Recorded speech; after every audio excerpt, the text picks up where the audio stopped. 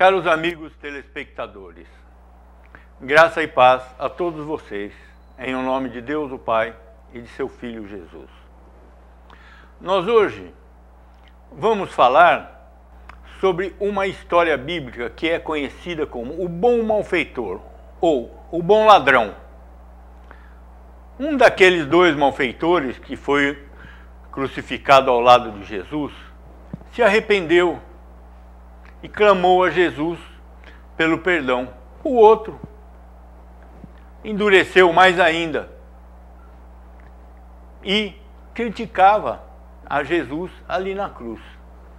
Isso nos dá um panorama muito claro do que é a humanidade. Alguns aceitam a Jesus na forma como ele é. Jesus ali na cruz, ele estava humilhado, estava num estado de extrema fraqueza. Todo o povo humilhava Jesus, os sacerdotes que ali estavam xingavam, humilhavam, ofendiam pesadamente. E aquele ladrão na cruz, entre todas essas pessoas que ali estavam, ofendendo, criticando, xingando, ele enxergou ali a glória de Deus em Cristo. Não num Cristo brilhante, num Cristo poderoso, mas num Cristo ali humilhado, fraco, prestes a morrer, condenado como um criminoso comum. E ele, ali, naquele momento, invocou a Cristo, invocou a Deus em nome de Cristo. Vamos ver, em detalhes, tudo o que aconteceu nesta história e o que ela representa para o cristianismo e como exemplo para os cristãos. Vejamos no Evangelho de Lucas, capítulo 23, versos 42 e 43. E acrescentou: Jesus, lembra-te de mim quando vieres no teu reino. Jesus lhe respondeu: em verdade te digo que hoje estarás comigo no paraíso. Hoje, as promessas de Jesus, apesar de se referirem ao mundo do porvir, elas não são para depois. Uma vez prometida, esta promessa é eterna e vai se cumprir de qualquer maneira. Durante a crucificação, quando foi inquirido pelo malfeitor, Jesus respondeu-lhe prontamente e prometeu a ele muito mais do que ele tinha pedido. E cumpriu essa promessa muito antes do que ele esperava. Por que isso? Por que isso? Jesus, durante a crucificação, ele se dirigiu a duas pessoas, ao apóstolo João, onde ele pede que o apóstolo cuide de sua mãe, e ao malfeitor pelo qual foi inquirido. Por que isso? Porque Deus conhece aqueles que ele escolheu. E Deus não escolhe uma pessoa porque essa pessoa é santa, porque essa pessoa é melhor que as outras, porque essa pessoa fez muitas obras, muita caridade, muita coisa durante a sua vida. Nós temos um exemplo no capítulo 7 de Mateus, onde esses religiosos vaidosos de si mesmos se dirigem a Jesus no dia do juízo final. Senhor, Senhor, em seu nome fizemos isso, em seu nome fizemos aquilo, em seu nome eu fiz isso. Isso não funciona. O malfeitor reconheceu o seu pecado, reconheceu a justiça da sua condenação. Ele não pede a Jesus pela sua vida, ele pede a Jesus pelo reino de Deus, pelo mundo do porvir. Ele reconhece diante de Cristo a sua incapacidade. Ele reconhece diante de Cristo o seu pecado. O pecado do ladrão não é maior nem menor do que o nosso pecado. Todos somos pecadores. Não é porque uma pessoa pecou mais, outra pecou menos, que ele adquiriu direitos diante de Deus. Todos somos pecadores, como esse ladrão na cruz. Por isso que esse exemplo é de extrema utilidade para os cristãos. O reconhecimento da própria incapacidade, o reconhecimento da sua injustiça, o reconhecimento de que o castigo é merecido e o reconhecimento que só a justiça de Cristo pode nos salvar. O que o malfeitor fez? Ele invocou o nome do Senhor. Ele não invocou o seu próprio nome. Ele não estava esperando em si mesmo. Ele estava esperando em Deus. Somente em Deus. E somente através de Cristo. Vejamos novamente na Bíblia o que nos diz o apóstolo. No livro de Romanos, capítulo 10, verso 13. Porque todo aquele que invocar o nome do Senhor será salvo. Invocar o nome do Senhor é invocar o nome do Senhor. Não é invocar o seu próprio nome, usando o Jesus e usando a Deus, para glorificar a si mesmo.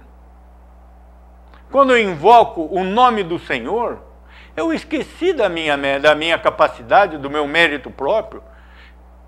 Quando se invoca o nome do Senhor, a pessoa está se colocando integralmente nas mãos de Cristo. Ela não está apelando para nada que provenha dela mesma. Pelo contrário.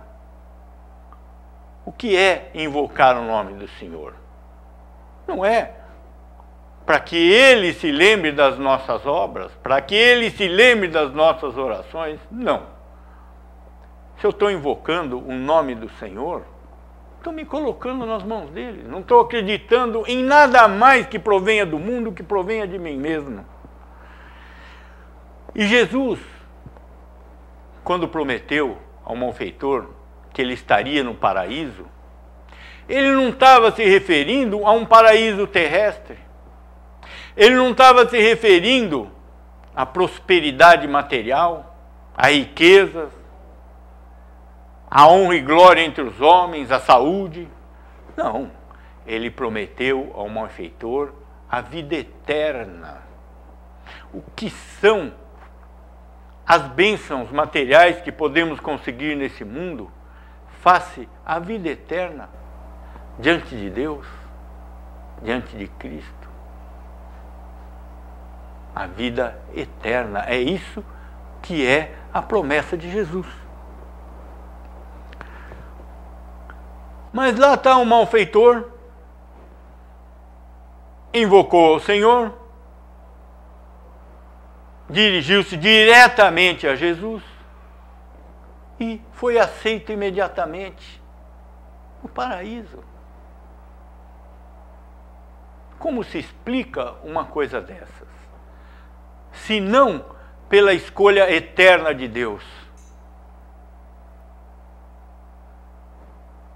Nós vemos aqui que ele não colocou nenhum mérito próprio que trouxesse merecimento a ele. Por que então que ele foi escolhido? Porque ele não foi escolhido naquele momento. A escolha de Deus é eterna, é lá antes da fundação do mundo, porque Deus é imutável.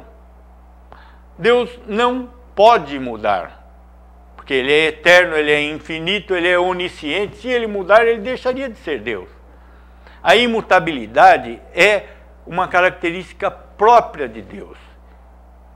E é uma lembrança fundamental para que a gente consiga entender o ser e as qualidades de Deus.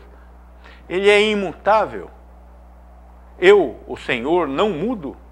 Por isso vós, ó filhos de Jacó, não sois consumidos. A imutabilidade de Deus é a garantia do cristão, a garantia do Filho de Deus. Vejamos o que nos diz o apóstolo Paulo, novamente no livro de Romanos. Romanos capítulo 8, verso 29.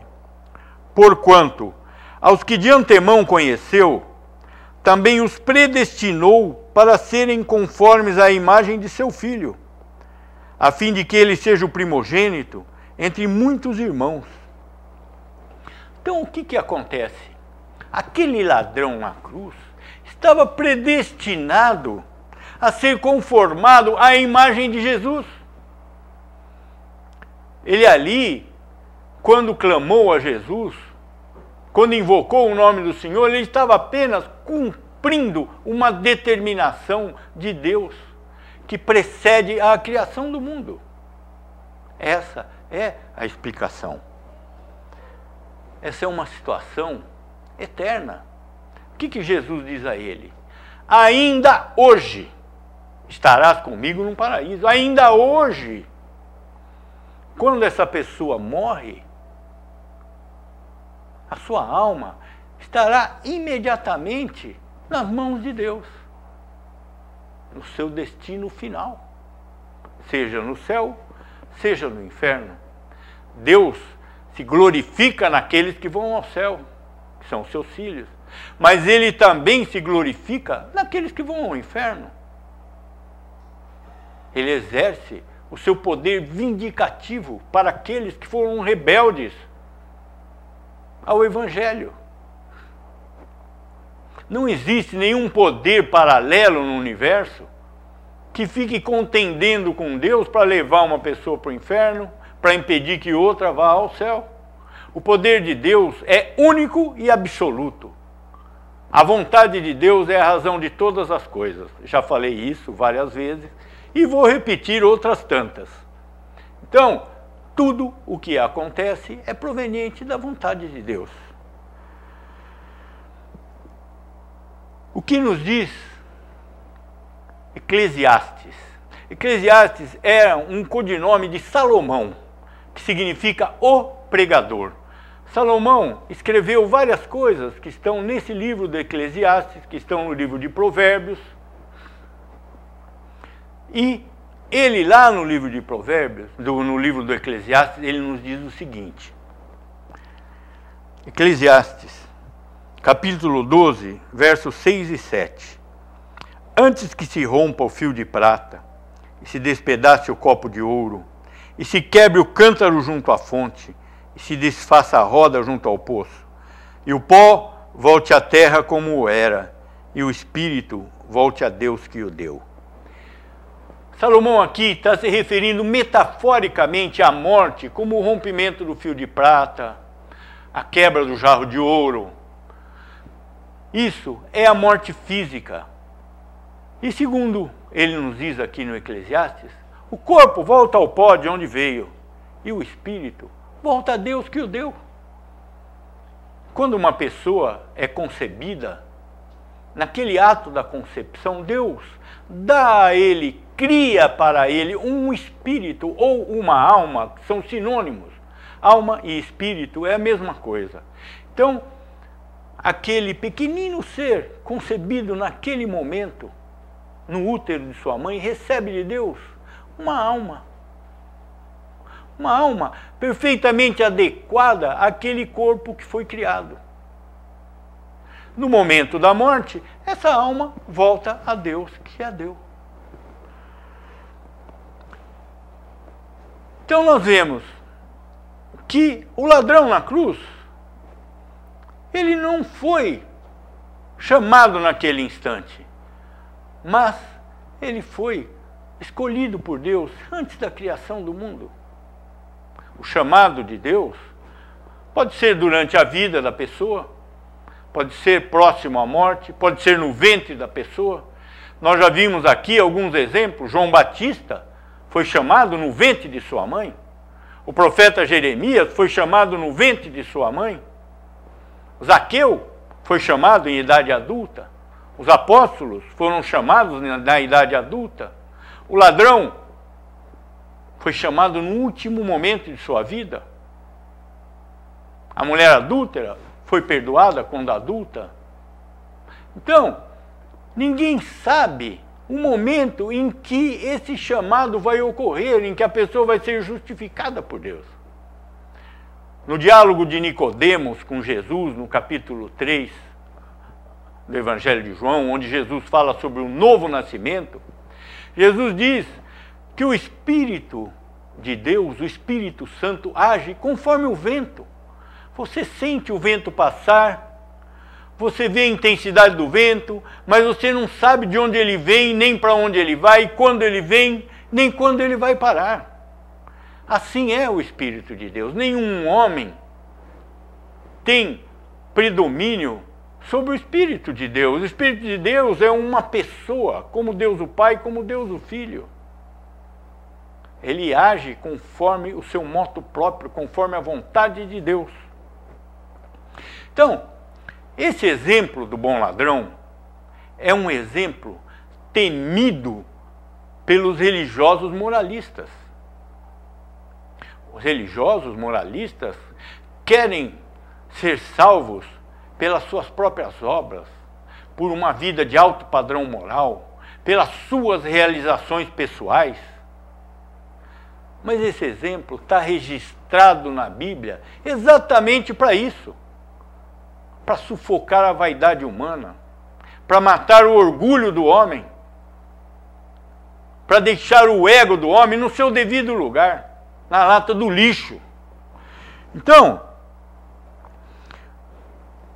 quando Deus chama, Ele coloca no caminho dessa pessoa todos os meios que conduzem à salvação. Nós não temos que nos preocupar com o que vai acontecer com essa pessoa depois do chamado.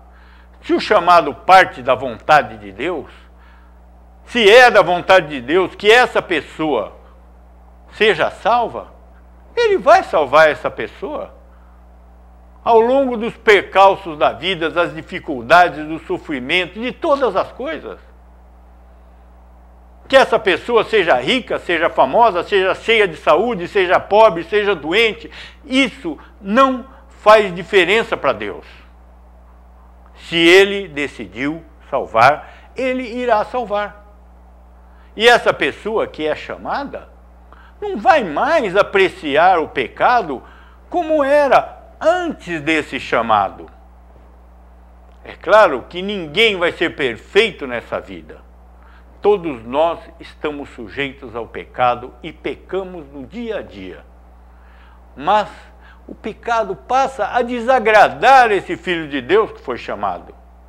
Não está no poder e na capacidade dele ser santo e evitar o pecado completamente. Mas ele não tem mais aquele amor do pecado, não tem mais aquela vaidade de si mesmo.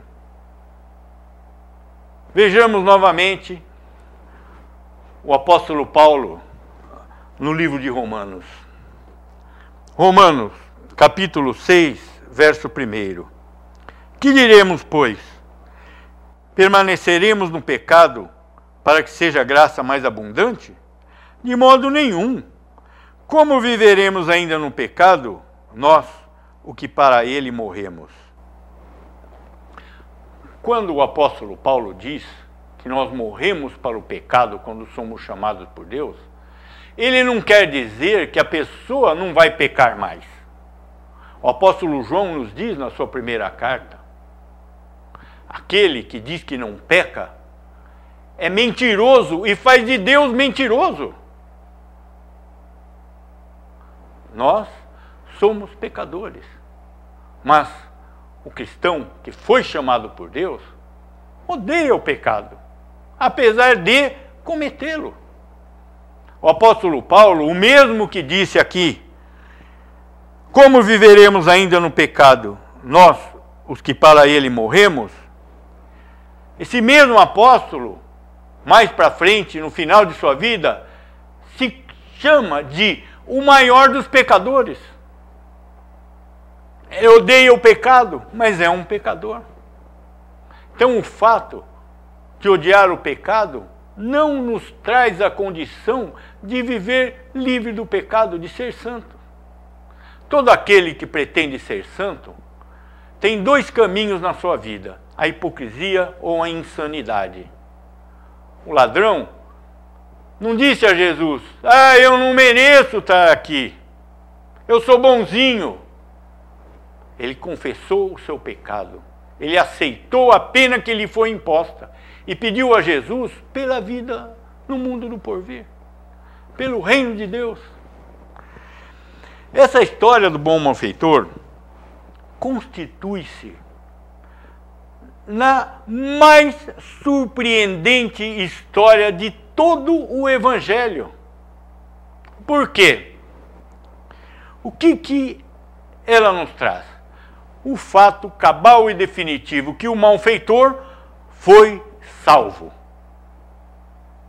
E que o malfeitor estaria naquele mesmo dia no paraíso junto a Jesus. O que essa história nos traz que deixa os religiosos moralistas de cabelo em pé? Em primeiro lugar, o malfeitor não foi batizado. O malfeitor nunca pôs os pés dentro de uma igreja, numa sinagoga naquele tempo. O malfeitor nunca participou de nenhum ritual religioso, de nenhuma cerimônia religiosa. Segundo fato, o malfeitor recebeu a graça de Deus instantaneamente através da fé em Jesus Cristo. Foi ao paraíso sem a expiação de nenhum pecado, sem nenhuma penitência, sem nenhum sofrimento, sem absolutamente nada.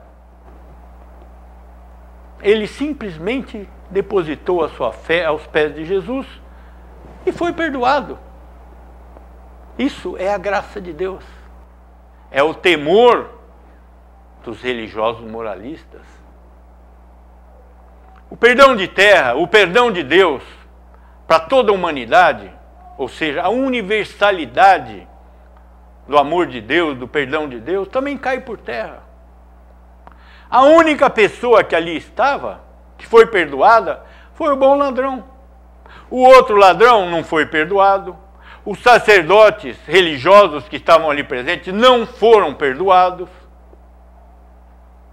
Então, o amor de Deus é particular, é destinado a pessoas determinadas na eternidade. Isso é um outro fato que assusta.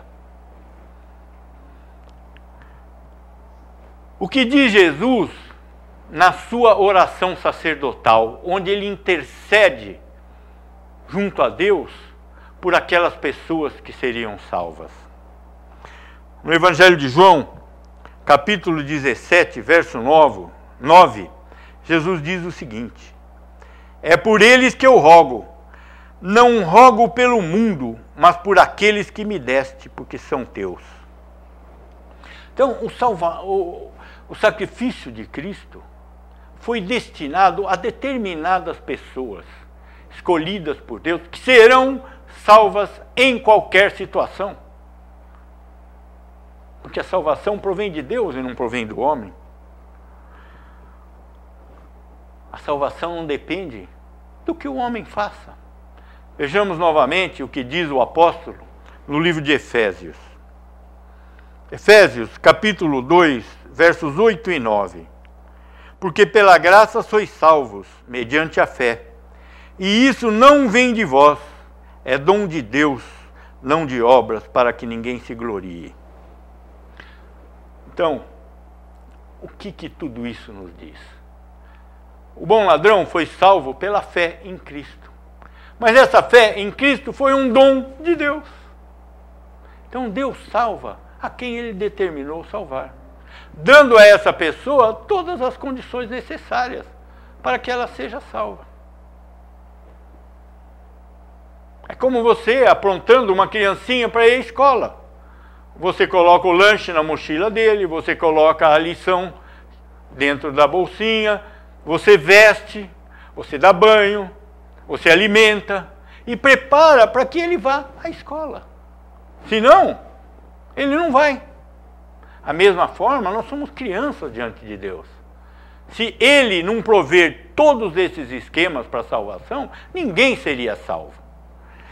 Agora vejamos a declaração do malfeitor. Evangelho de Lucas, capítulo 23, 39 a 43. Um dos malfeitores crucificados blasfemava contra ele, dizendo: não és tu o Cristo? Salva-te a ti mesmo e a nós também.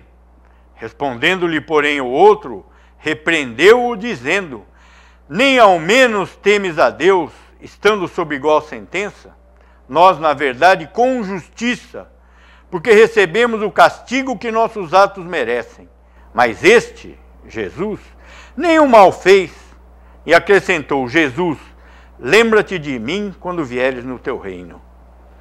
Então, esse malfeitor, na verdade, não foi salvo gratuitamente. Ele confessou o seu pecado. Ele reconheceu que merecia o castigo. Ele reconheceu que o reino de Deus estava nas mãos de Jesus. Quantas pessoas religiosas hoje podem fazer e fazem esta confissão? Muito poucos. Muito poucos. Essa confissão do bom malfeitor é um exemplo notável, é um exemplo único em todo o Evangelho que nós temos que seguir.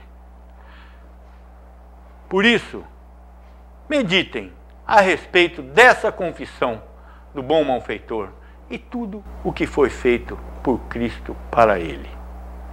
Oremos. Pai nosso que estás no céu, santificado seja o teu nome. Venha o teu reino. Seja feita a tua vontade, assim na terra como no céu. O pão nosso de cada dia, dá-nos hoje. E perdoa-nos as nossas dívidas, assim como temos perdoado aos nossos devedores. Não nos deixes cair em tentação, mas livra-nos do mal, pois teu é o reino, o poder e a glória para sempre. Amém.